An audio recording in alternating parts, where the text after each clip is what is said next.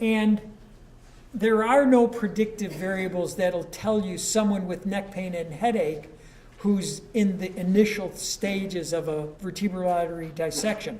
Suffice it to say that the vast, vast, vast majority of them are not.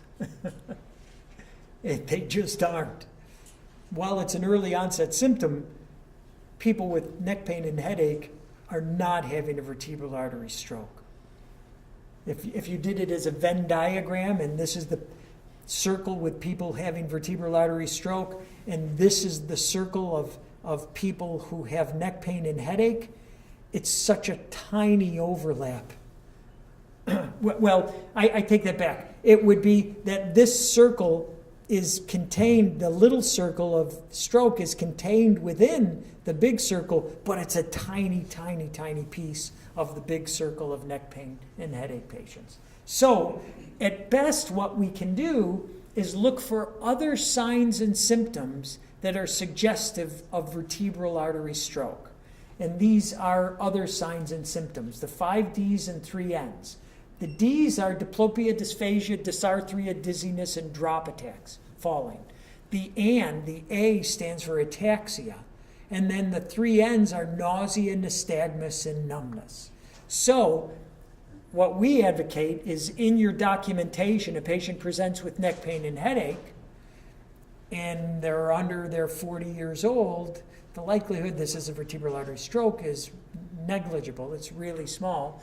But in your documentation, you put no evidence of dysphagia, diplopia, dizziness, drop attacks, ataxia, nausea, nystagmus, or numbness. Where it becomes a little challenging is, say, a motor vehicle collision.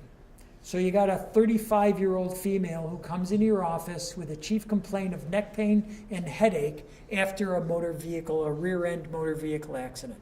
What would you also very, very likely see?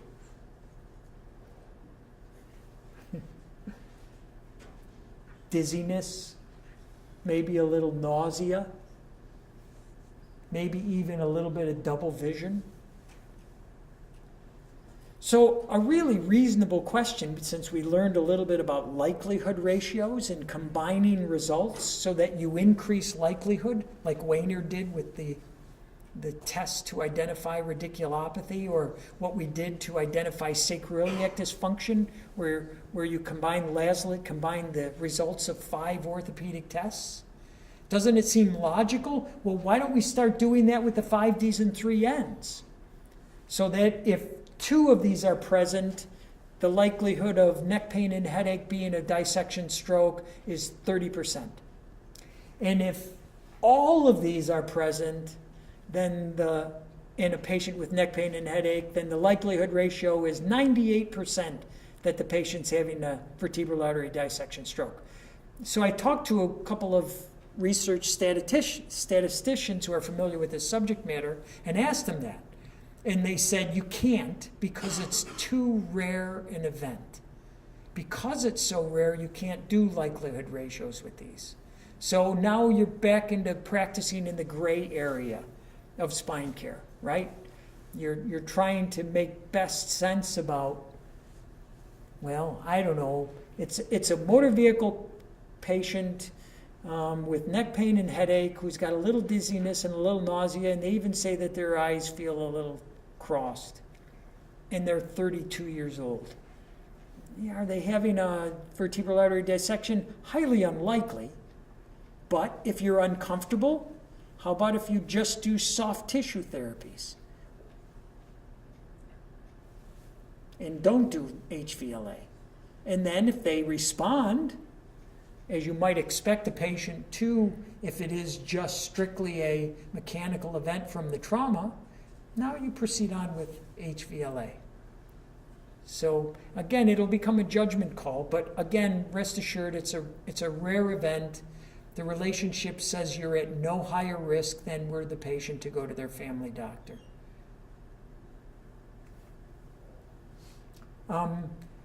Internal carotid dissections, you might expect to see a little different presentation anyway. Core meiosis and a change in the pupil diameter and then a drooping of the eyelid. So it's like a partial Horner's. It doesn't have anhidrosis. And then Amaroque's fugae, where they get a sudden transient blindness. You got to assume that that's a vascular event. So what should you do if you suspect that the patient is having a vertebral artery dissection? Stop treating. In several of the case studies that were published of a patient going to a chiropractor and having a stroke, in several of them, the patient received a manipulation on one side of the neck. The patient showed signs and symptoms of stroke. That is, some loss of vision, slurring speech, hardcore neurological changes. And then the provider proceeded to do the manipulation on the other side. So whereas if they had stopped immediately, transported to an emergency room, the patient would have a much higher likelihood of just a full recovery. Instead, they just contributed a little bit further to advancing what was probably already going on when they walked in the door. Never give them anything to drink because of the dysphagia that can be going on. Never let them out of your sight until you can get them to appropriate emergency room care, with notifying them what you think is going on, so if need be, they could start anticoagulant therapy immediately. And don't let them go by themselves. Monitor neurological status, call an ambulance, get them to the emergency, let the emergency room know why you're sending them over there, and follow up with them after, and then call your malpractice. Again, it's a tragic and a horrible, horrible circumstance, but incredibly rare. And if you're sensitive to it, there's a very different thing between adverse events and malpractice. Adverse events are what happen in healthcare. It's how you dealt with it. And if you had documented there was no evidence of any of the 5Ds and 3Ns, this is a neck pain, headache patient who I would fully expect would respond to a short course of conservative therapy, I think you're really protecting yourself and your patient. Most certainly your patient has to be at the forefront of all that kind of decision making. So any questions on cervical manipulation and vertebral artery dissection? Remember, that is a stroke of younger people. It isn't older people there. And there doesn't seem to be any relationship between carotid artery stroke and cervical manipulation. And it's again, how much the manipulation and just seeing a chiropractor is questionable. Good. All right. Then let's use the remaining half hour here and go through a case that I think will help tie some of this information together. So what we'll do is I want you to take notes through the case, because when I reach a question point, I'm going to ask you to just, 2 of you or 4 of you or however many want to sit next to each other, just discuss with each other your answers to the questions that'll come up. And then we'll share them as a group. So jot down what you think are some key findings as I go through this case, because you're going to need to remember that. And if you need me to go back in the slide, I will. In discussing your answers to the questions that are going to pop up. And again, what we're going to try to do is, this is a cervical spine case, as you might imagine, and I want you to use the same kind of logic of the clinical reasoning and spine pain process. So, here's your history. 38-year-old male with gradual onset neck pain over the past couple of weeks. He describes it as a constant achy pain. It's getting worse over the past couple of weeks, and now he rates his pain as an 8 out of 10, and it's constant. No history of trauma. He's had several episodes of neck pain in the past, but never this severe. This one seems to be worse. The other ones he would get would kind of go away. This one will just not go away. And it's even getting worse over the past 2 weeks. It's now radiating into the left shoulder blade and even down his left arm, he says, all the way to his hand. Any neck movements seem to make his symptoms worse, both his neck and his arm and his shoulder blade, especially if he tries to look up. That just really lights up everything, he says. He's taking over-the-counter medications, just ibuprofen, Advil, whatever he can get his hands on, and it doesn't do a whole lot of good. Symptoms are much worse in the morning and at the end of the day, and he's not had any other evaluation and any other care. So you get a sense of that. Now, past medical history is unremarkable except he takes some medication for hypertension. So he's got a little bit of high blood pressure that he's on meds for.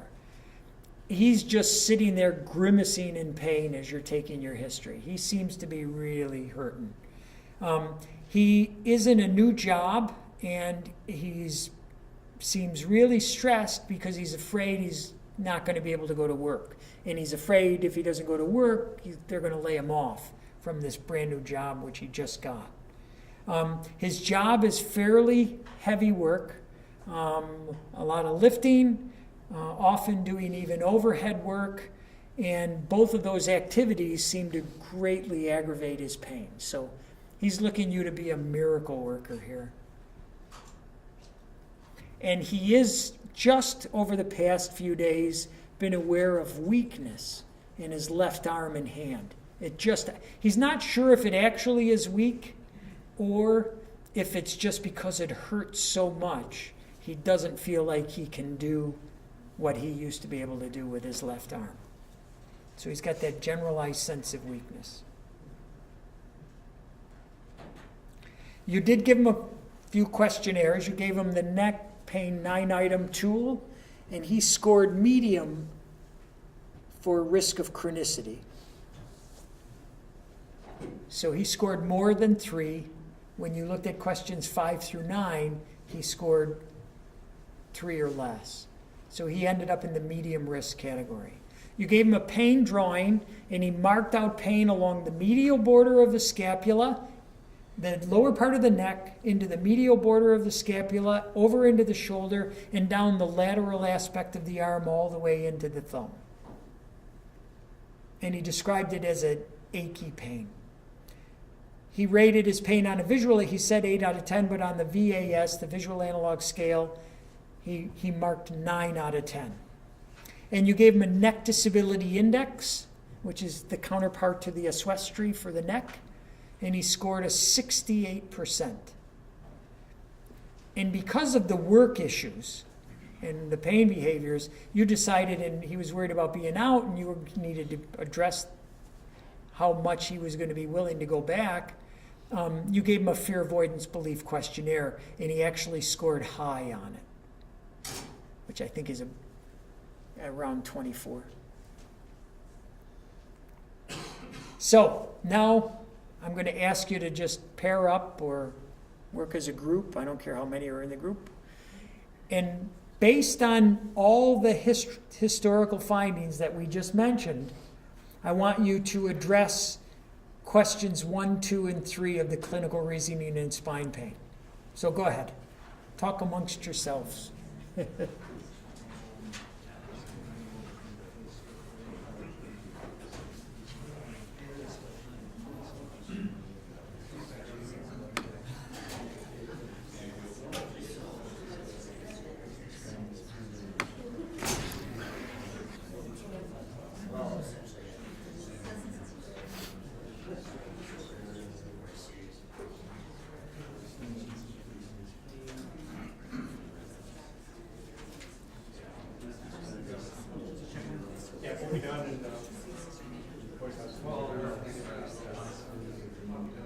We should be done in an hour by 4. At the latest. Yeah. Okay. All right. Yeah. Give us an hour. Yeah, I'll be done by 3:30.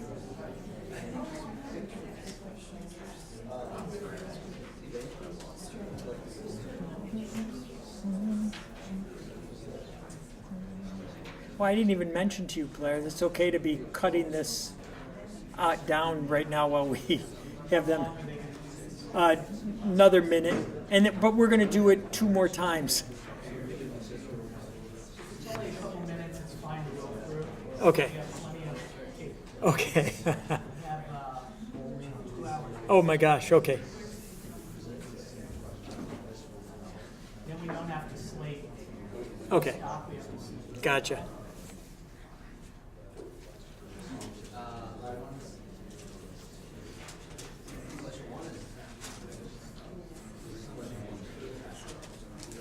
Just 1 more minute and we'll start to answer these questions.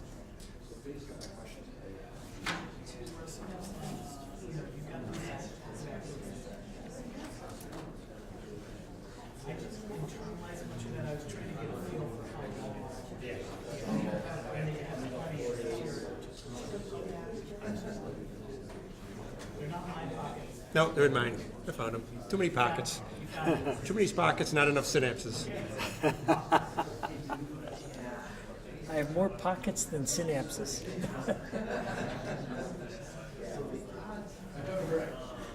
Okay, let's talk about this. So, question number 1. Somebody give me an answer. Is there evidence of serious underlying disease? Red flags? No. Anybody find any or suspect something that would prompt further testing or consultation? Anybody come up with any? MI? Yeah, because it was on the left side. Yeah. I mean, in the absence of any other findings, I think, and not specifying those things, he's under serious stress. He's on a hypertension medication. It's pain into his left scapula and down the left arm. It's within the realm of possibilities. But let's say, for the sake of argument, even though I didn't put it in there, no constitutional kinds of signs or symptoms. He doesn't look sick. He's not pale. He's not diaphoretic. And there's absolutely no shortness of breath. And we'll even add no family history of cardiovascular disease. So we're going to rule that out. But thank you for bringing it up. I think it's good. It's why not entertain it into the realm of possibilities here? Great. All right, now question number 2. Where's the tissue origin of pain as best as you can determine just from the history? What are you thinking? Somebody try. Yeah. What's the category? Derangement. Yeah. Why? Now, what evidence supports that this, from the history, looks like it might be a derangement? He describes this pain in a dermatomal pattern. Yeah, he mapped out a dermatome, so it's not just a derangement, it's also what's the third class here? It's derangement, dysfunction, radiculopathy. So he's got a radiculopathy, right? He mapped out a dermatomal distribution to his symptoms. So what other suggested, so that would argue that it's a radiculopathy going on here. What's the evidence that it's a derangement and not a tumor pressing on his nerve root? He's had pain-free episodes? He's had many episodes, which is very characteristic of a derangement. When a patient describes multiple episodes, it suggests derangement. What else? It's worse in the morning because of hydration of the disc at night. So you'd expect your symptoms are probably worse in the morning.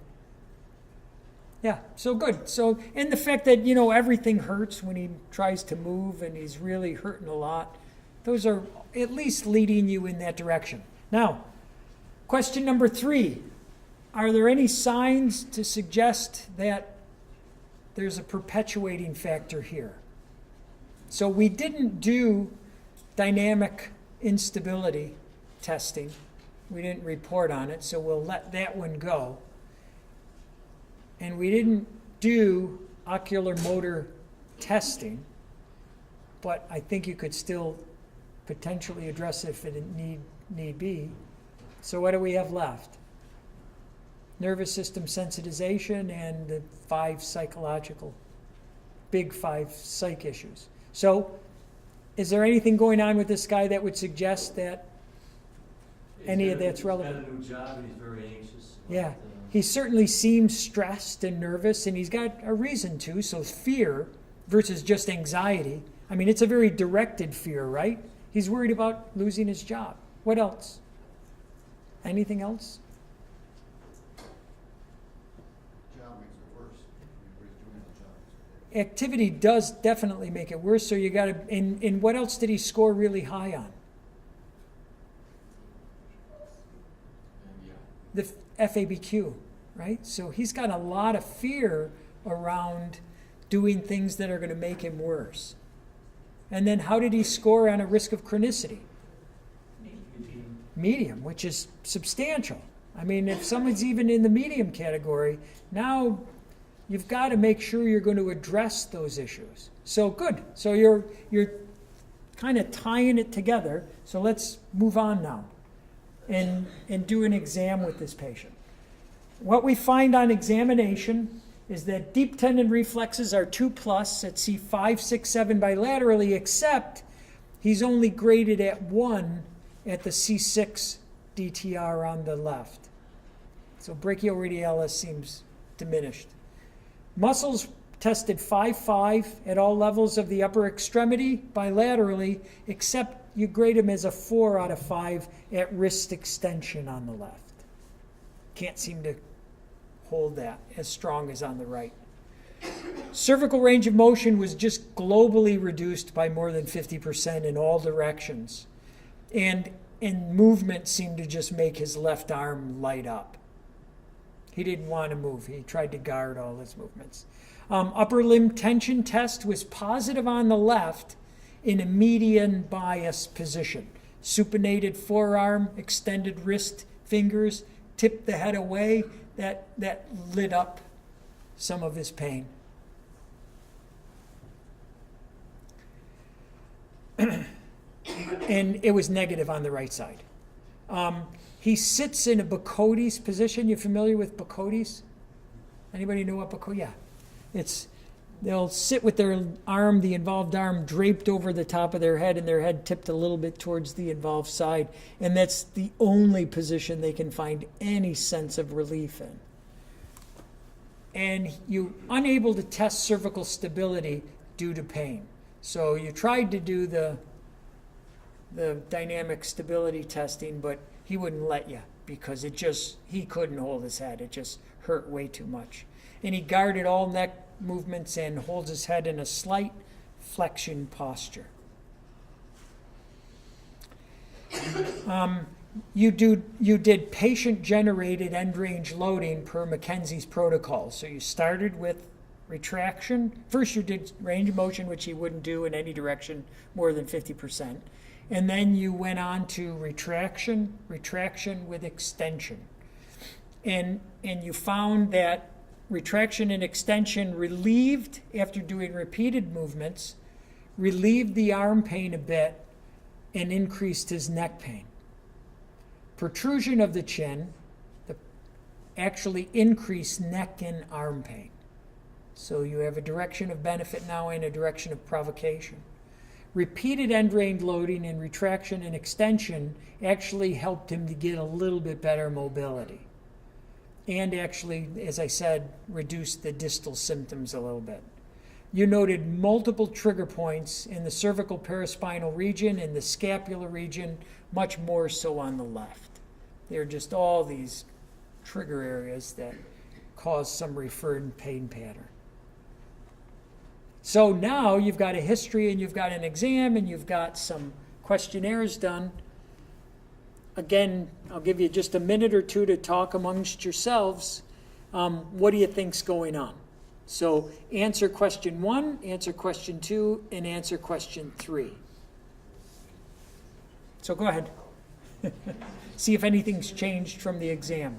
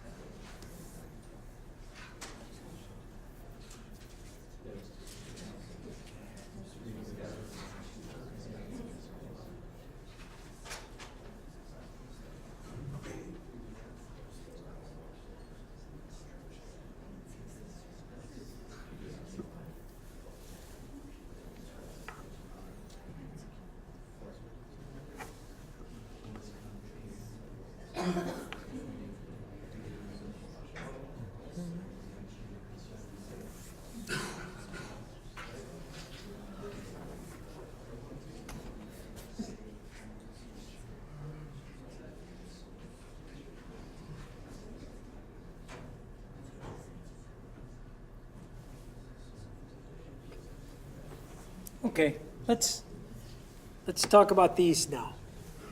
So question number 1, has it changed for anybody? Okay. Yeah, no evidence of serious underlying disease with this guy, no evidence of red flags.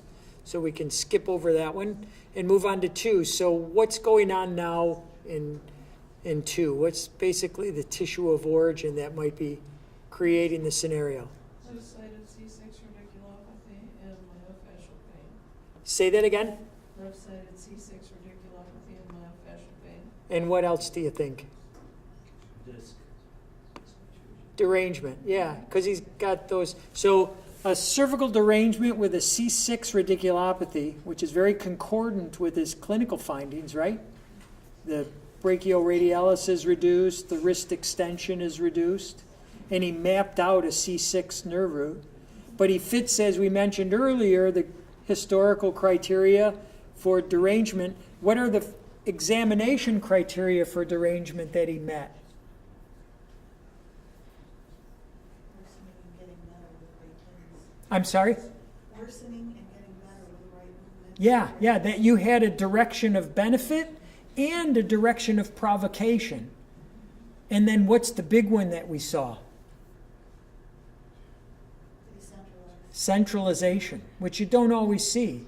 But he actually centralized. Not only did it improve his mobility once you kept doing it, reduced the pain a little bit in the neck, it also centralized his symptoms. So all that would argue that this very much looks like a cervical disc derangement. It fits that pattern beautifully with a C6 radiculopathy on the left and some attending myofascial trigger points, because he had evidence of those too. So how about question number 3 now? What are the perpetuating factors?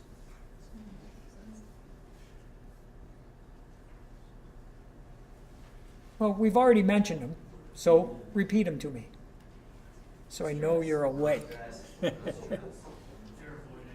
Yeah, he's high on fear avoidance. He's got a medium risk for chronicity.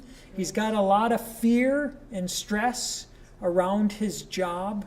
Increased physical demands. And he's got a very physically demanding job that could potentially aggravate and provoke some of his symptoms.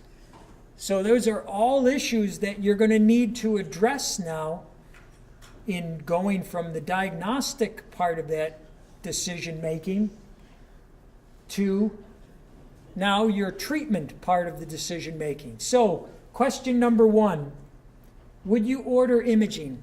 Would anybody order any imaging? Plain film, CT, MR?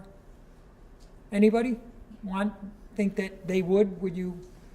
I mean, you got a clear C6 radiculopathy with this guy. But you've also got a 65 to 75% chance that it's going to resolve with conservative. Good. I'm glad she said a 65 to 70% chance it'll resolve with conservative care. So why do the MR, right? What one caveat would you want to put on his status right now that might prompt you? Weakness.